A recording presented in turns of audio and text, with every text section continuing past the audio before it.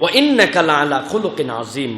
রাসূলুল্লাহ সাল্লাল্লাহু আলাইহি ওয়াসাল্লামের যে খুলুকে আযীম চরিত্রের উন্নতির কথা বলা হয়েছে, এই উন্নত চরিত্রের যে দিকটি আল্লাহ রাসূল সাল্লাল্লাহু আলাইহি ওয়াসাল্লামের পক্ষ থেকে এসেছে, এইটা মুফাসসিরিনে কেরাম এবং যারা ইতিহাসবিদ তারা যারা রাসূলুল্লাহ সাল্লাল্লাহু আলাইহি ওয়াসাল্লামের সিরাহবিদ মুহাদ্দিস তারা বলছেন 10টি গুণ রাসূলুল্লাহ সাল্লাল্লাহু আলাইহি ওয়াসাল্লামের মধ্যে সবচেয়ে বেশি প্রকাশিত ছিল। যেই 10-এর মধ্যে সব গুণ রাসূলুল্লাহ সাল্লাল্লাহু আলাইহি ওয়াসাল্লামের ছিল, গুণাগুণ অনেক ছিল, কিন্তু এই 10-এর মধ্যে রাসূলুল্লাহ সাল্লাল্লাহু আলাইহি ওয়াসাল্লামের সব ছিল।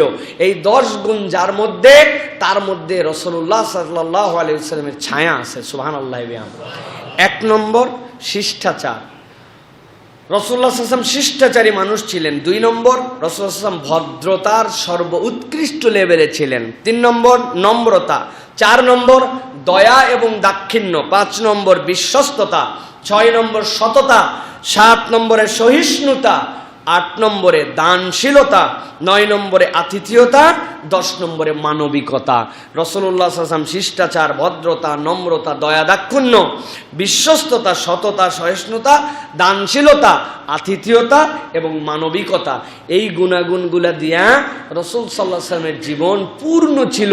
এই জন্য আল্লাহ রাব্বুল আলামিন বলছেন, ওয়া ইন্নাকা লাআলা খুলুকিন আযীম, আপনাকে মহান চরিত্রে অধিষ্ঠিত করা হয়েছে।